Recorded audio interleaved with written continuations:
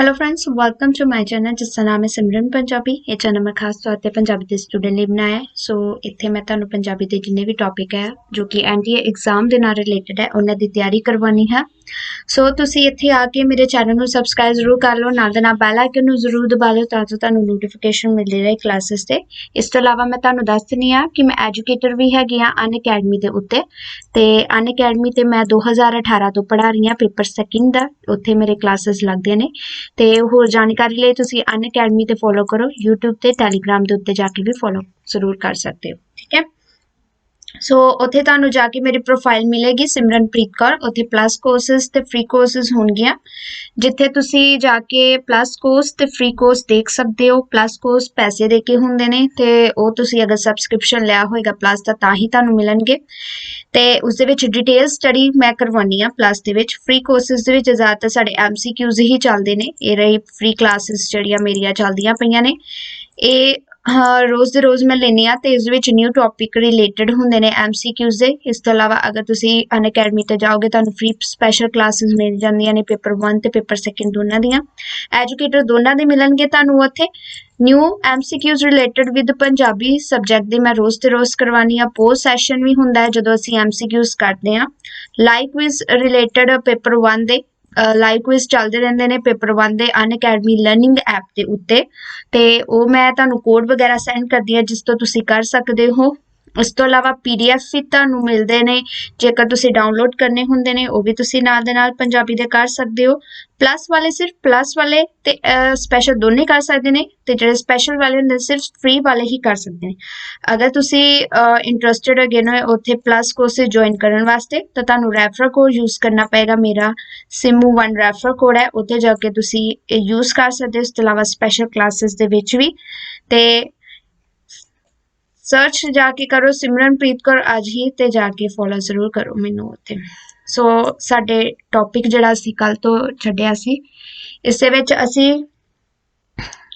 ਕਿੱਥੋਂ ਤੱਕ ਪੜ੍ਹ ਚੁੱਕੇ ਸੀ। ਅਸੀਂ ਇੱਥੋਂ ਤੱਕ ਪੜ੍ਹ ਚੁੱਕੇ ਸੀ ਕਿ ਖਹਿਰਾ ਨੇ ਜਿਹੜਾ ਹੈਗਾ ਵਾ ਇਹਨਾਂ ਦੇ 3 ਪਾਰਟਸ ਅੱਗੋਂ ਦੱਸੇ ਸੀ ਲੋਕਧਾਰਾ ਦੇ ਵਰਗੀਕਰਨ ਵਾਸਤੇ, ਜਿਸ ਦੇ ਵਿੱਚ ਪਹਿਲਾ ਸਾਡੇ ਕੋਲ ਆਉਂਦਾ ਹੈ ਸੰਰਚਨਾਤਮਕ, ਦੂਜਾ ਆਉਂਦਾ ਹੈ ਕਾਰਜਾਤਮਕ, ਥਰਡ ਆਉਂਦਾ ਹੈ ਸੰਚਾਰਾਤਮਕ, ਠੀਕ ਹੈ। ਹੁਣ ਅੱਜ ਅਸੀਂ ਪਹਿਲਾਂ ਕਰਾਂਗੇ ਆਪਣਾ ਸੰਰਚਨਾਤਮਕ। ਸੋ ਸੰਰਚਨਾਤਮਕ ਆਧਾਰ ਤੇ ਜਦੋਂ ਵੰਡ ਕੀਤੀ ਗਈ ਹੈ, ਇਸ ਦੇ ਵਿੱਚ ਕੀ ਹੁੰਦਾ ਹੈ, ਇਸ ਆਧਾਰ ਤੇ ਕੀਤੀ ਜਾਣ ਵਾਲੀ ਵਰਗ ਵੰਡ ਵਿੱਚ ਲੋਕਧਾਰਾ ਦੀ ਵੰਨਗੀ ਦੇ ਰੂਪ ਸੰਰਚਨਾ ਨੂੰ ਪ੍ਰਮੁੱਖ ਗਿਣਿਆ ਗਿਆ ਹੈ ਜਾਂ ਰੱਖਿਆ ਗਿਆ ਹੈ।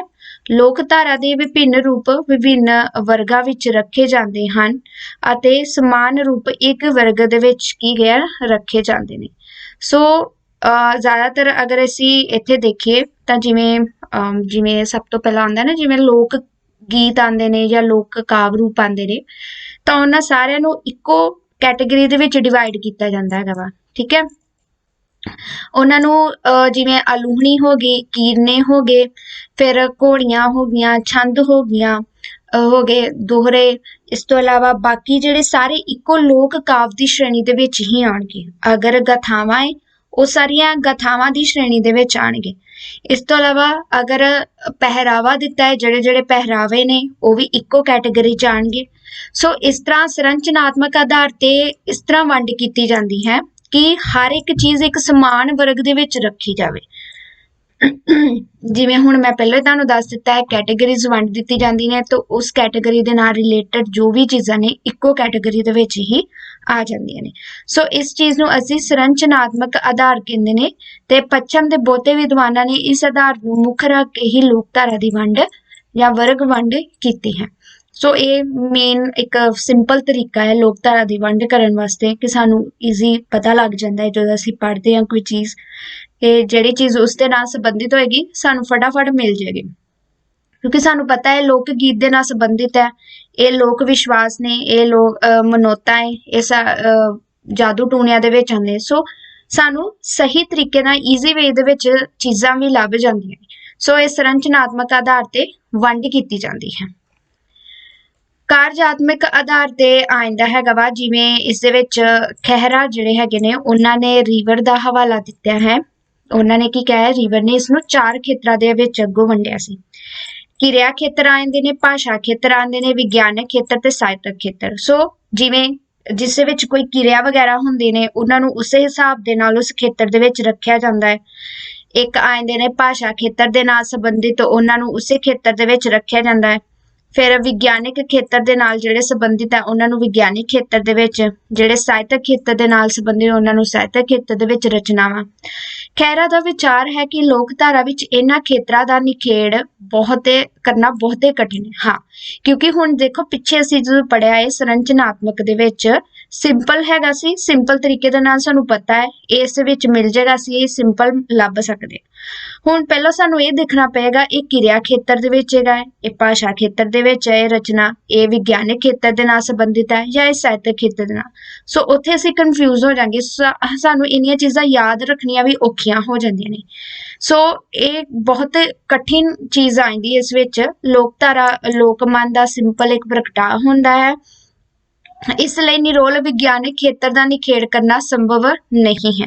ਇਸ ਤਰ੍ਹਾਂ ਭਾਸ਼ਾ ਖੇਤਰ ਤੇ ਸਾਹਿਤਕ ਖੇਤਰ ਵੀ ਆਪਸ ਵਿੱਚ ਰਲ ਗੱਡ ਗਏ ਨੇ ਕਿ ਸੋ ਲੋਕਮਨ ਦਾ ਨਾਲ ਅਗਰ ਇਹ ਸੰਬੰਧਿਤ ਹੈ ਤਾਂ ਇਸ ਨੂੰ ਵਿਗਿਆਨਕ ਖੇਤਰ ਨਾਲੋਂ ਕਿਵੇਂ ਨਿਖੇੜਿਆ ਜਾਵੇ। ਹੈ ਤਾਂ ਸਾਡੇ ਲੋਕਮਨ ਦਾ ਪ੍ਰਗਟਾਵਾ, ਸੋ ਸਾਨੂੰ ਕਿਵੇਂ ਪਤਾ ਹੋਏਗਾ ਕਿ ਇਹ ਵਿਗਿਆਨਿਕ ਲੀਹਾਂ ਦੇ ਉੱਤੇ ਵੀ ਜਾ ਸਕਦੀ ਹੈ ਸਾਡੀ ਲੋਕਧਾਰਾ, ਉਸਨੂੰ ਵਿਗਿਆਨਿਕ ਤੌਰ ਤੇ ਵੀ ਅਸੀਂ ਅਧਿਐਨ ਕਰ ਸਕਦੇ ਨੇ, ਜਿਵੇਂ ਲੋਕਧਾਰਾ ਵਿਗਿਆਨ ਆ ਜਾਂਦਾ ਨਾ। ਸੋ ਉਸ ਚੀਜ਼ ਦੇ ਵਿੱਚ ਸਾਨੂੰ ਜਾਣਾ ਥੋੜਾ ਔਖਾ ਹੋ ਜਾਂਦਾ ਹੈ। ਇਸੇ ਤਰ੍ਹਾਂ ਅਗਰ ਭਾਸ਼ਾ ਖੇਤਰ ਤੇ ਸਾਹਿਤਕ ਖੇਤਰ ਦੇਖੋ ਤਾਂ ਉਹ ਵੀ ਇੱਕ ਦੂਜੇ ਦੇ ਨਾਲ ਰਲ ਗੜ ਜਾਂਦੇ ਨੇ ਤੇ ਉਹਨਾਂ ਨੂੰ ਵੀ ਅਲੱਗ ਕਰਨਾ ਔਖਾ ਹੋ ਜਾਂਦਾ ਹੈ। ਤੇ ਇੱਕ ਸਧਾਰਨ ਵਿਦਿਆਰਥੀ ਲਈ ਸਿਧਾਰਥ ਲੋਕਧਾਰਾ ਦੀ ਸਮੱਗਰੀ ਨੂੰ ਵੰਡ ਸਕਣਾ ਵੀ ਸੰਭਵ ਨਹੀਂ ਗਾ। ਸੋ ਅਗਰ ਤੁਸੀਂ ਸਿੰਪਲ ਚਾਹੇ ਤੁਸੀਂ PhD ਦੇ ਵਿੱਚ ਹੀ ਜਾਂਦੇ ਹੋ ਤੇ ਅਗਰ ਲੋਕਧਾਰਾ ਦੇ ਨਾਲ ਤੁਸੀਂ ਸੰਬੰਧਿਤ ਇਸ ਤਰ੍ਹਾਂ ਕੋਈ ਵੀ ਸਬਜੈਕਟ ਵਗੈਰਾ ਚੂਜ਼ ਕਰਦੇ ਹੋ ਤਾਂ ਇਸ ਤਰ੍ਹਾਂ ਦੀ ਅਗਰ ਪਹਿਲੋਂ ਹੀ ਸਾਡੀ ਵੰਡ ਚਲਦੀ ਆ ਰਹੀ ਹੋਏਗੀ ਕਿਰਿਆ ਖੇਤਰ ਦੇ ਸਾਹਿਤਕ ਖੇਤਰ ਦੇ, ਤਾਂ ਇਹ ਚੀਜ਼ ਸਾਡੇ ਵਾਸਤੇ ਔਖੀ ਹੋ ਜਾਏਗੀ ਕਿ ਸਾਨੂੰ ਸਮਝਣਾ ਔਖਾ ਹੋ ਜਾਏਗਾ ਕਿ ਕਿਹੜੀ ਰਚਨਾ ਕਿਰਿਆ ਖੇਤਰ ਦੇ ਵਿੱਚ ਰੱਖੀ ਜਾਵੇ, ਕਿਹੜੀ ਭਾਸ਼ਾ ਦੇ ਵਿੱਚ, ਕਿਹੜੀ ਦੂਸਰੇ ਦੇ ਵਿੱਚ। ਸੋ ਇਹ ਥੋੜਾ ਔਖਾ ਹੋ ਜਾਂਦਾ ਹੈ ਸੰਰਚਨਾਤਮਕ ਦੇ ਨਾਲ। ਨੈਕਸਟ ਆਇੰਦਾ ਸਾਡੇ ਕੋਲ ਸੰਚਾਰਾਤਮਿਕ ਆਧਾਰ। ਸੰਚਾਰ ਦੇ ਉੱਤੇ ਕੀਤਾ ਜਾਣ ਵਾਲਾ ਜਿਹੜਾ ਆਧਾਰ ਆਇੰਦਾ ਹੈ, ਇਹ ਆਧਾਰ ਸੰਚਾਰ ਵਿਗਿਆਨ ਦੀ ਧਾਰਨਾ ਤੇ ਆਧਾਰਿਤ ਹੈ। ਜਿਵੇਂ ਮੈਂ ਪਹਿਲਾਂ ਹੀ ਕਹਿਤਾ ਹੈ, ਲੋਕਧਾਰਾ ਦੀ ਅਭਿਵਿਅਕਤੀ ਪ੍ਰਗਟਾ ਨਿਰੋਲ ਉਚਾਰ ਦੁਆਰਾ ਹੀ ਨਹੀਂ ਹੁੰਦੀ। ਹੁਣ ਮੰਨ ਲਓ ਇਹਨਾਂ ਨੇ ਕਿਹਾ ਕਿ ਜਿਹੜਾ ਲੋਕਧਾਰਾ ਸਿਰਫ ਉਚਾਰ ਕੇ ਬੋਲ ਕੇ ਹੀ ਅਸੀਂ ਲੋਕਧਾਰਾ ਦੀ ਜਿਹੜੇ ਹੈਗੇ ਆ ਅਭਿਵਿਅਕਤੀ ਨਹੀਂ ਕਰ ਸਕਦੇ, ਮਤਲਬ ਉਸਨੂੰ ਪ੍ਰਗਟਾ ਨਹੀਂ ਸਕਦੇ। ਜਿਵੇਂ ਅਖੌਤਾਂ ਹੋ ਗਈਆਂ, ਬੁਝਾਰਤਾਂ ਹੋ ਗਈਆਂ, ਠੀਕ ਹੈ। ਇਸ ਦੇ ਵਾਸਤੇ ਕੁਝ ਹੋਰ ਮਾਧਿਅਮ ਵੀ ਆ ਜਾਂਦੇ ਨੇ ਤੇ ਇਹਨਾਂ ਦੇ ਵਿੱਚ ਚਿੰਨ੍ਹ ਆ ਜਾਂਦੇ ਨੇ, ਕਿਰਿਆਵਾਂ ਆ ਜਾਂਦੀਆਂ ਨੇ, ਰੰਗ ਆ ਜਾਂਦੇ ਨੇ, ਵਸਤਾਂ ਆ ਜਾਂਦੀਆਂ ਨੇ। ਚਿੰਨ੍ਹ ਕਿ ਜਿਹੜੇ ਪੁਰਾਣੇ ਲੋਕੀ ਸੀ ਉਹਨਾਂ ਵੱਲੋਂ ਚਿੰਨ੍ਹ ਵਗੈਰਾ ਬਣਾਏ ਜਾਂਦੇ ਸੀ ਜਿਹੜੇ ਕਿ ਆਪਣੀ ਉਹਨਾਂ ਦੀ ਅਭਿਵਿਅਕਤੀ ਦਾ ਪ੍ਰਗਟਾ ਕਰਦੇ, ਉਹਨਾਂ ਦੇ ਲੋਕਮਨ ਦਾ ਪ੍ਰਗਟਾ ਕਰਦੇ ਸੀ। ਉਹਨਾਂ ਵੱਲੋਂ ਕਿਰਿਆਵਾਂ ਜਿਹੜੀਆਂ ਕੀਤੀਆਂ ਜਾਂਦੀਆਂ ਸੀ। ਤੇ ਇਸ ਤੋਂ ਇਲਾਵਾ ਜਿਹੜੇ ਰੰਗ, ਕਈ ਨਾ ਰੰਗ ਕਿਸ ਚੀਜ਼ ਦਾ ਇੱਕ ਕਹਿ ਲਓ ਕਿ ਇਸ਼ਾਰਾ ਹੁੰਦੇ ਨੇ ਜਾਂ ਫਿਰ ਉਸ ਚੀਜ਼ ਨੂੰ ਸਾਹਮਣੇ ਉਰੇ ਪੇਸ਼ਕਾਰੀ ਕਰਦੇ ਨੇ। ਅਸੀਂ ਕਹਿੰਦੇ ਨਾ ਇਹ ਚੀਜ਼ ਇਸਨੂੰ ਰਿਪਰੈਜ਼ੈਂਟ ਕਰਦੀ ਹੈ। ਸੋ ਉਹੀ ਤਰੀਕੇ ਨਾਲ ਰੰਗ ਵੀ ਉਹਨਾਂ ਦੇ ਕਿਸੇ ਚੀਜ਼ ਦੇ ਨਾਲ ਸੰਬੰਧਿਤ ਹੁੰਦੇ ਨੇ। ਵਸਤਾਂ ਤੇ ਮੇਨ ਸਾਨੂੰ ਪਤਾ ਹੀ ਹੁੰਦੇ ਨੇ ਕਿਹੜੀਆਂ ਚੀਜ਼ਾਂ ਕਿਸ ਚੀਜ਼ ਦੇ ਨਾਲ ਸੰਬੰਧਿਤ ਹੁੰਦੀਆਂ। ਸੋ ਸੰਚਾਰਾਤਮਕ ਦੇ ਵਿੱਚ ਇਹ ਚੀਜ਼ ਆ ਜਾਂਦੀ ਹੈ ਕਿ ਜਿਹੜੀ ਤੁਸੀਂ ਲੋਕਧਾਰਾ ਦੀ ਅਭਿਵਿਅਕਤੀ ਕਰਦੇ ਹੋ ਜਾਂ ਪ੍ਰਗਟਾ ਕਰਦੇ ਹੋ, ਸਿਰਫ ਤੁਸੀਂ ਮੂੰਹੋਂ ਬੋਲ ਕੇ ਨਹੀਂ, ਬਹੁਤ ਸਾਰੇ ਹੋਰ ਚੀਜ਼ਾਂ ਹੈਗੇ ਨੇ ਉਹਨਾਂ ਦੇ ਆਧਾਰ ਤੇ ਵੀ ਤੁਸੀਂ ਇਸ ਦਾ ਪ੍ਰਗਟਾ ਕਰ ਸਕਦੇ ਹੋ। ਸੋ ਲੋਕਧਾਰਾ ਦੀ ਸਮੱਗਰੀ ਦਾ ਸਹੀ ਵਰਗੀਕਰਨ ਸੰਬੰਧਿਤ ਵੰਨਗੀ ਦੀ ਅਭਿਵਿਅਕਤੀ ਲਈ ਵਰਤੇ ਜਾਂਦੇ ਮਾਧਿਅਮ ਦੀ ਕਿਸਮ ਨੂੰ ਆਧਾਰ ਬਣਾ ਕੇ ਕੀਤਾ ਜਾ ਸਕਦਾ ਹੈ ਕਿ ਕਿਹੜਾ ਮਾਧਿਅਮ ਅਸੀਂ ਯੂਜ਼ ਕਰਦੇ ਪਏ ਆ, ਚਾਹੇ ਉਹ ਮੌਖਿਕ ਹੈਗਾ ਜਾਂ ਫਿਰ ਦੂਸਰੇ ਆਇੰਦੇ ਹੈਗੇ ਨੇ ਜਿਹੜੇ ਪਿੱਛੇ ਅਸੀਂ ਦੱਸੇ ਨੇ। ਸੋ ਪ੍ਰਗਟਾ ਜ਼ਰੂਰ ਕੀਤਾ ਜਾਂਦਾ ਹੈ ਲੋਕਧਾਰਾ ਦਾ। ਮਾਧਿਅਮ ਨੂੰ ਆਧਾਰ ਬਣਾ ਕੇ ਕੀਤਾ ਗਿਆ ਵਰਗੀਕਰਨ ਹੀ ਸੰਚਾਰਾਤਮਿਕ ਆਧਾਰ ਤੇ ਕੀਤਾ ਗਿਆ ਵਰਗੀਕਰਨ ਹੋਇਆ ਹੈ। ਅਗਰ ਅਸੀਂ ਪਿੱਛੇ ਦਿੱਤੇ ਜਿਹੜੇ ਹੈਗੇ ਨੇ ਸਾਡੇ ਚਿੰਨ੍ਹ ਜਾਂ ਫਿਰ ਕਿਰਿਆਵਾਂ, ਇਸ ਆਧਾਰ ਤੇ ਅਗਰ ਵੰਡ ਕੀਤੀ ਜਾਵੇ ਤਾਂ ਇਹ ਸੰਚਾਰਾਤਮਿਕ ਆਧਾਰ ਤੇ ਵੰਡ ਆ ਜਾਂਦੀ ਹੈ। ਤੇ ਲੋਕਧਾਰਾ ਦੇ ਪ੍ਰਗਟਾ ਲਈ 4 ਮਾਧਿਅਮ ਵਰਤੇ ਜਾਂਦੇ ਨੇ। ਇਸ ਲਈ ਇਸ ਨੂੰ 4 ਵਰਗਾਂ ਦੇ ਵਿੱਚ ਵੰਡਿਆ ਜਾ ਸਕਦਾ ਹੈ। ਹੁਣ 4 ਭਾਗਾਂ ਦੇ ਵਿੱਚ ਇਸ ਦੀ ਵੰਡ ਕਿਵੇਂ ਕੀਤੀ ਗਈ ਹੈ। ਪਹਿਲਾ ਆਇੰਦਾ ਸਾਡੇ ਕੋਲ ਮੌਖਿਕ ਰੂਪ। ਇਸ ਵਿੱਚ ਲੋਕ ਸਾਹਿਤ ਦੇ ਵਿਭਿੰਨ ਰੂਪ ਜਿਵੇਂ ਮੌਖਿਕ ਕਥਾਵਾਂ, ਗਥਾਵਾਂ ਆਉਂਦੀਆਂ ਨੇ, ਅਖੌਤਾਂ, ਮੁਹਾਵਰੇ, ਮੌਖਿਕ ਰੂਪ ਜਿਹੜੇ ਮੂੰਹ ਰਾਹੀਂ ਬੋਲ ਕੇ, ਅਖੌਤਾਂ, ਮੁਹਾਵਰੇ, ਤਾਂ ਇਹ ਚੀਜ਼ਾਂ ਤਾਂ ਅਸੀਂ ਪਹਿਲਾਂ ਹੀ ਬੋਲਦੇ ਆ ਰਹੇ ਹਾਂ, ਪਿੱਛੋਂ ਹੀ ਚੱਲਦੀ ਆ ਰਹੀ, ਕਿਉਂਕਿ ਸਿਆਣੇ ਇਹਨਾਂ ਨੂੰ ਵਰਤਦੇ ਆਏ ਸੀ। ਤੇ ਗਥਾਵਾਂ ਤੇ ਕਥਾਵਾਂ ਇਹ ਸ਼ੁਰੂ ਤੋਂ ਹੀ ਪਿੱਛੋਂ ਉਸ ਤਰ੍ਹਾਂ ਹੀ ਚੱਲਦੀਆਂ ਰਹੀਆਂ, ਕਹਾਣੀਆਂ ਵਗੈਰਾ ਦੇ ਤੌਰ ਤੇ ਇਹਨੂੰ ਸੁਣਾਉਂਦੇ ਸੀ। ਤੇ ਇਹ ਜਿਹੜੇ ਵਿਭਿੰਨ ਮੌਖਿਕ ਰੂਪ ਦੇ ਵਿੱਚ ਇਹ ਜ਼ਿਆਦਾਤਰ ਸ਼ਾਮਿਲ ਹੋ ਜਾਂਦੇ ਨੇ। ਉਸੇ ਤਰ੍ਹਾਂ ਕਿਰਿਆਤਮਕ ਰੂਪ ਜਿਹਦੇ ਵਿੱਚ ਕਿਰਿਆ ਕੋਈ ਕੀਤੀਆਂ ਜਾਂਦੀਆਂ ਨੇ, ਸੈਰੇਮਨੀਜ਼ ਜਿਸਨੂੰ ਕਹਿ ਦਿੰਦੇ ਨੇ, ਜਿਵੇਂ ਰਿਚੁਅਲਸ, ਕਸਟਮ, ਜਿਵੇਂ ਹੁਣ ਰੀਤਾਂ ਆਉਂਦੀਆਂ ਨੇ ਵਿਆਹ ਸ਼ਾਦੀਆਂ ਦੇ ਵਿੱਚ ਕੀਤੇ ਜਾਂਦੇ ਨੇ, ਰਸਮ ਰਿਵਾਜ ਆ ਜਾਂਦੇ ਨੇ, ਸਾਡੇ ਤਿੱਥ ਤਿਉਹਾਰ ਹੁੰਦੇ ਨੇ, ਲੋਕ ਵਿਸ਼ਵਾਸ। ਤਿੱਥ ਤਿਉਹਾਰ ਦੇ ਵਿੱਚ ਹੁੰਦੇ ਨਾ ਕਿ ਜਿਵੇਂ ਹੁਣ ਕੋਈ ਤਿਉਹਾਰ ਹੁੰਦਾ, ਇਸ ਤਿਉਹਾਰ ਦੇ ਵਿੱਚ ਇਹ ਕਰਨਾ ਸ਼ੁਭ ਹੁੰਦਾ ਹੈ, ਇਹ ਕਿਰਿਆ ਕੀਤੀ ਜਾਂਦੀ ਹੈ। ਤੇ ਕਈ ਹੋਲਿਕਾ ਦਹਨ ਕਰਦੇ ਨੇ, ਤੇ ਇਸੇ ਤਰ੍ਹਾਂ ਭੁੱਗਾ ਬਾਲਦੇ ਨੇ, ਜਿਵੇਂ ਲੋਹੜੀ ਦੇ ਉੱਤੇ ਕਿਰਿਆ ਕੀਤੀ ਜਾਂਦੀ ਹੈ। ਇਸੇ ਤਰ੍ਹਾਂ ਲੋਕ ਵਿਸ਼ਵਾਸ ਇਸ ਦੇ ਵਿੱਚ ਆਉਂਦੇ ਨੇ, ਤੇ ਵਿਸ਼ਵਾਸ ਦੇ ਵਿੱਚ ਵੀ ਕੋਈ ਕਿਰਿਆਵਾਂ ਹੀ ਹੁੰਦੀਆਂ ਨੇ। ਵਿਸ਼ਵਾਸ ਦੇ ਵਿੱਚ ਵਿਸ਼ਵਾਸ ਰੱਖ ਕੇ ਕੋਈ ਕਿਰਿਆ ਜਦੋਂ ਕੀਤੀ ਜਾਂਦੀ ਹੈ, ਉਹ ਕਿਰਿਆਤਮਕ ਰੂਪ ਦੇ ਵਿੱਚ ਆ ਜਾਂਦੇ ਨੇ।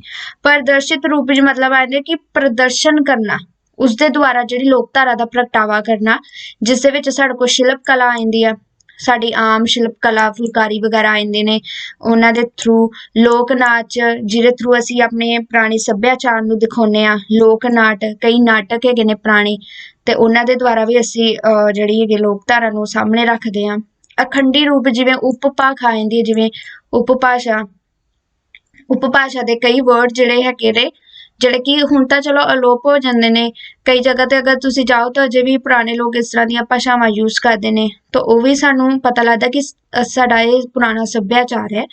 ਤੇ ਲੋਕ ਸੰਗੀਤ, ਇਹ ਸਾਰੇ ਕੀ ਹੈਗੇ ਸਾਡੇ ਅਖੰਡੀ ਰੂਪ ਦੇ ਵਿੱਚ ਆ ਜਾਂਦੇ ਨੇ। ਉਸ ਤੋਂ ਬਾਅਦ ਹੁਣ ਨੈਕਸਟ ਦੇਖੋ, ਲੋਕ ਧਾਰਾ ਜਿਹੜਾ ਹੈਗਾ ਵਾ, ਅਧਿਐਨ ਵਿਧੀ, ਸਿਧਾਂਤ ਤੇ ਸਰੂਪ, ਲੋਕ ਧਾਰਾ ਦੇ ਤੱਤ, ਲੋਕ ਧਾਰਾ, ਆਧੁਨਿਕਤਾ, ਸੰਚਾਰ ਮਾਧਿਅਮ, ਲੋਕ ਸਾਹਿਤ ਦੀਆਂ ਵੰਨਗੀਆਂ, ਤੇ ਲੋਕ ਕਾਵਿ ਤੇ ਲੋਕ ਗੀਤ। ਇਹਨਾਂ ਵਿੱਚੋਂ ਇੱਕ ਟੌਪਿਕ ਅੱਜ ਹੋਰ ਅਸੀਂ ਕਰਾਂਗੇ, ਠੀਕ ਹੈ। ਸੋ ਸਾਹਿਤ ਵਿੱਚ ਅਨੇਕਾਂ ਰੂਪ ਜੀਵਨ ਦੇ ਵਿਭਿੰਨ ਪੱਖਾਂ ਨੂੰ ਹੀ ਦਰਸਾਉਂਦੇ ਨੇ। ਇਹਨਾਂ ਸਾਹਿਤ ਰੂਪਾਂ ਦੇ ਅਧਿਐਨ ਅਤੇ ਸਮਝ ਲਈ ਪੂਰਬੀ ਤੇ ਪੱਛਮੀ ਵਿਦਵਾਨਾਂ ਨੇ ਜਿਹੜੇ ਅਧਿਐਨ ਵਿਧੀਆਂ ਦੀ ਸਿਰਜਣਾ ਕੀਤੀ ਹੈ, ਉਹਨਾਂ ਵਿੱਚੋਂ ਇੱਕ ਲੋਕਧਾਰਕ ਅਧਿਐਨ ਵਿਧੀਆਂ, ਕਿ ਅਸੀਂ ਸਾਹਿਤ ਦੇ ਥਰੂ ਜੀਵਨ ਦੇ ਅਸੀਂ ਵਿਭਿੰਨ ਪੱਖ ਦਰਸਾਉਂਦੇ ਹਾਂ, ਲਿਖ ਕੇ ਵੀ ਵਿਖਾਉਂਦੇ ਹਾਂ, ਜਾਂ ਉਸ ਤਰ੍ਹਾਂ ਵੀ ਦਿਖਾਏ ਜਾਂਦੇ ਨੇ। ਤੇ ਪੂਰਬੀ ਤੇ ਪੱਛਮੀ ਜਿਹੜੇ ਵਿਦਵਾਨ ਨੇ, ਉਹਨਾਂ ਨੇ ਜਿਹੜੇ ਆਪਣੀਆਂ ਅਧਿਐਨ ਵਿਧੀਆਂ, ਲੋਕਧਾਰਾ ਵਾਸਤੇ ਨਾ ਅਧਿਐਨ ਵਿਧੀਆਂ ਵੀ ਹੈਗੀਆਂ ਨੇ, ਉਹ ਵੀ ਅਸੀਂ ਅੱਗੇ ਪੜਾਂਗੇ। ਤੇ ਇਹਨਾਂ ਦੇ ਵਿੱਚੋਂ ਇੱਕ ਉਹਨਾਂ ਨੇ ਦੱਸੀ ਗਈ ਹੈ ਲੋਕਧਾਰਕ ਅਧਿਐਨ ਵਿਧੀ, ਠੀਕ ਹੈ, ਇਹ ਵਾਲੀ ਲੋਕਧਾਰਕ ਅਧਿਐਨ ਵਿਧੀ। ਜਦੋਂ ਤੋਂ ਹੀ ਪੂਰਬੀ ਤੇ ਪੱਛਮੀ ਵਿਦਵਾਨਾਂ ਨੇ ਸਿਰਜਿਤ ਸਾਹਿਤ ਦਾ ਮੁਲਾਂਕਣ ਕੀਤਾ ਹੈ, ਤਾਂ ਉਹਨਾਂ ਨੇ ਵਿਭਿੰਨ ਅਧਿਐਨ ਵਿਧੀਆਂ ਵੀ ਸਥਾਪਿਤ ਕੀਤੀਆਂ ਨੇ। ਪੂਰਬੀ ਤੇ ਪੱਛਮੀ, ਇੱਧਰ ਵਾਲਾ ਤੇ ਵੈਸਟਰਨ ਕਲਚਰ ਇਹ ਵਾਲਾ, ਤੇ ਜਦੋਂ ਤੋਂ ਉਹਨਾਂ ਨੇ ਇਹਨਾਂ ਦੇ ਬਾਰੇ ਆਪਣੇ ਵਿਸ਼ਲੇਸ਼ਣ ਸ਼ੁਰੂ ਕੀਤਾ ਹੈ, ਉਦੋਂ ਤੋਂ ਹੀ ਵਿਭਿੰਨ ਵਿਧੀਆਂ ਵੀ ਇਹਨਾਂ ਨੇ ਸਥਾਪਿਤ ਕਰ ਲਿਆ, ਜਿਸ ਆਧਾਰ ਤੇ ਇਹਨਾਂ ਦਾ ਆਧਾਰ ਕੀਤਾ ਹੈ। ਭਾਰਤੀ ਖੇਤਰ ਦੇ ਲੋਕਧਾਰਾ ਦੇ ਅਧਿਐਨ ਦੀ ਚਰਚਾ ਵਿੱਚ ਡਾਕਟਰ ਕਰਨੈਲ ਸਿੰਘ ਥਿੰਦ ਨੇ ਲਿਖਿਆ ਹੈ ਕਿ ਲੋਕਯਾਨ ਲੋਕਧਾਰਕ ਅਧਿਐਨ ਦੀਆਂ ਕਈ ਨਵੀਆਂ ਪ੍ਰਣਾਲੀਆਂ ਪ੍ਰਯੋਗ ਵਿੱਚ ਆ ਰਹੀਆਂ ਨੇ, ਤੇ ਪੰਜਾਬੀ ਲੋਕਯਾਨ ਦੇ ਅਧਿਐਨ, ਵਿਗਿਆਨਿਕ ਅਧਿਐਨ ਲਈ ਇਹਨਾਂ ਨੂੰ ਆਧਾਰ ਬਣਾਇਆ ਜਾ ਸਕਦਾ ਹੈ।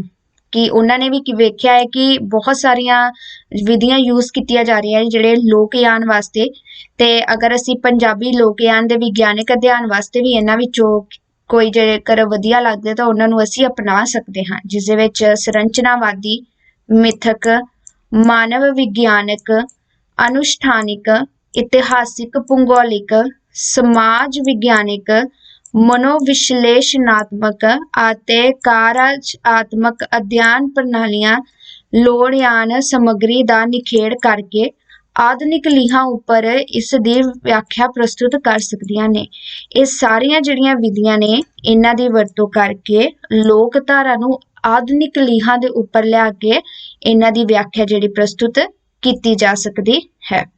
ਲੋਕਧਾਰਾ ਦਾ ਜੀਵਨ ਦੇ ਸਮੁੱਚੇ ਖੇਤਰਾਂ ਨਾਲ ਸੰਬੰਧ ਹੈ, ਜਿਵੇਂ ਲੋਕਧਾਰਾ ਦੀ ਬਹੁਤੀ ਸਮੱਗਰੀ ਦਾ ਸੰਬੰਧ ਲੋਕਧਾਰਕ ਸਮੱਗਰੀ ਦੇ ਵਿਸ਼ੇਸ਼ਕ ਆਪਣੇ ਆਪੋ ਆਪਣੇ ਖੇਤਰ ਨਾਲ ਸੰਬੰਧਿਤ ਸਮਝਦੇ ਨੇ, ਜਿਵੇਂ ਪੁਰਾਤਤਵ ਵਿਗਿਆਨੀ ਤੇ ਮਾਨਵ ਵਿਗਿਆਨੀ, ਸਮਾਜ ਵਿਗਿਆਨੀ, ਮਨੋਵਿਗਿਆਨੀ, ਭਾਸ਼ਾ ਵਿਗਿਆਨੀ, ਇਤਿਹਾਸਕਾਰ ਤੇ ਸਾਹਿਤਕਾਰ ਲੋਕ ਗਿਆਨ ਦੀ ਸਮੱਗਰੀ ਨੂੰ ਆਪਣੇ ਆਪਣੇ ਖੇਤਰ ਦੀ ਸਮਝਦੇ ਨੇ। ਮਤਲਬ ਹਰ ਇੱਕ ਜਿਹੜਾ ਵਿਦਵਾਨ ਹੈ ਉਹ ਕੀ ਕਹਿੰਦਾ ਹੈ ਕਿ ਲੋਕਧਾਰਾ ਸਾਡੇ ਖੇਤਰ ਨਾਲ ਵੀ ਸੰਬੰਧਿਤ ਹੈ। ਲੋਕਧਾਰਾ ਸਿਰਫ ਜਿਵੇਂ ਸਮਾਜ ਦਾ ਹੀ ਹਿੱਸਾ ਨਹੀਂ ਹੈਗੇ, ਇਹ ਸਾਡੇ ਕਈ ਪੱਖਾਂ ਨੂੰ ਇੱਕ ਹਿਸਾਬ ਦਾ ਪ੍ਰਭਾਵਿਤ ਵੀ ਕਰਦੀ ਹੈ। ਜਿਵੇਂ ਹੁਣ ਪੁਰਾਤਤਵ ਵਿਗਿਆਨੀ ਦੇ ਮਾਨਵ ਵਿਗਿਆਨੀ, ਇਸ ਦੇ ਵਿੱਚ ਕੀ ਗਿਆ, ਉਹ ਮਨੁੱਖ ਦੀ ਜਿਹੜਾ ਹੈਗਾ ਵਿਕਾਸ ਕਿਸ ਤਰ੍ਹਾਂ ਹੋਇਆ ਇਹਨਾਂ ਦੇ ਬਾਰੇ ਉਹ ਦੇਖਦੇ ਨੇ।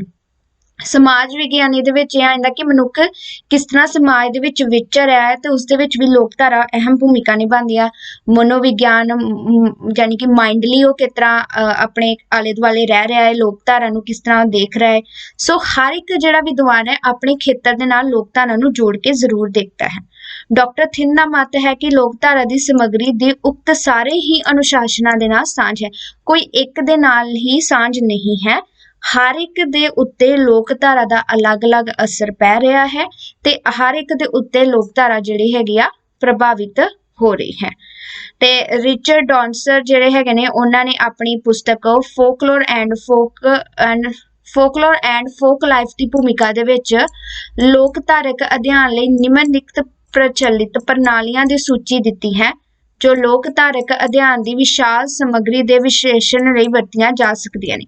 ਇਹਨਾਂ ਦੇ ਵਾਸਤੇ ਜਿਹੜੀ ਵਿਸ਼ਾਲ ਸਮੱਗਰੀ ਹੈ ਲੋਕਧਾਰਾ ਦੀ, ਉਹਨਾਂ ਦੇ ਅਧਿਐਨ ਵਾਸਤੇ ਜਿਹੜੀ ਵਰਤੀਆਂ ਜਾ ਸਕਦੀਆਂ ਜਾਂ ਉਹਨਾਂ ਦੇ ਵਿਸ਼ਲੇਸ਼ਣ ਵਾਸਤੇ ਇਤਿਹਾਸਿਕ ਭੂਗੋਲਿਕ ਵਿਧੀ, ਇਤਿਹਾਸਕ ਪੁਨਰ ਸਿਰਜਨਾਤਮਕ, ਵਿਚਾਰਧਾਰਾਈ ਪ੍ਰਕਾਰਜਾਤਮਕ, ਮਨੋ ਵਿਸ਼ਲੇਸ਼ਣਾਤਮਕ। ਇਸ ਆਧਾਰ ਦੇ ਉੱਤੇ ਕਹਿੰਦੇ ਨੇ ਕਿ ਵਿਸ਼ਲੇਸ਼ਣ ਕੀਤਾ ਜਾ ਸਕਦਾ ਹੈ ਜਿਹੜੀ ਲੋਕਧਾਰਾ ਦੀ ਸਮੱਗਰੀ ਹੈ। ਇਸ ਤੋਂ ਇਲਾਵਾ ਸੰਰਚਨਾਤਮਕ, ਪਾਰ ਸਾਂਸਕ੍ਰਿਤਕ, ਲੋਕ ਸਾਂਸਕ੍ਰਿਤਕ, ਜਨ ਸਾਂਸਕ੍ਰਿਤਕ, ਹੈਮਿਸਫੈਰਿਕ ਜਾਂ ਫਿਰ ਸੰਦਰਭਮੂਲਕ ਇਹ ਵਿਧੀਆਂ ਜਿਹੜੀਆਂ ਆ ਜਾਂਦੀਆਂ ਨੇ। ਸੋ ਅੱਜ ਦੀ ਕਲਾਸ ਅਸੀਂ ਇੱਥੋਂ ਤੱਕ ਹੀ ਲਵਾਂਗੇ, ਬਾਕੀ ਅਸੀਂ ਕੱਲ ਕਰਾਂਗੇ। ਤੇ ਇਸ ਤੋਂ ਇਲਾਵਾ ਤੁਸੀਂ ਅਨਅਕੈਡਮੀ ਤੇ ਜ਼ਰੂਰ ਜਾ ਕੇ ਜਿਹੜੀ ਵੀਡੀਓ ਦੇਖਦੇ ਰਹੇ ਹੋ, ਕਾਫੀ ਜ਼ਿਆਦਾ ਉੱਥੇ ਇੰਪੋਰਟੈਂਟ ਟੌਪਿਕ ਜਿਹੜੇ ਮੈਂ ਕਰਵਾ ਰਹੀ ਹਾਂ। ਠੀਕ ਹੈ, ਆਪਣੇ ਫੀਡਬੈਕ ਜ਼ਰੂਰ ਦਿਆ ਕਰੋ ਕਮੈਂਟ ਕਰਕੇ, ਤਾਂ ਕਿ ਮੈਨੂੰ ਨਾਲ ਦੇ ਨਾਲ ਜਿਹੜਾ ਪਤਾ ਚੱਲਦਾ ਰਹੇ। Thank you.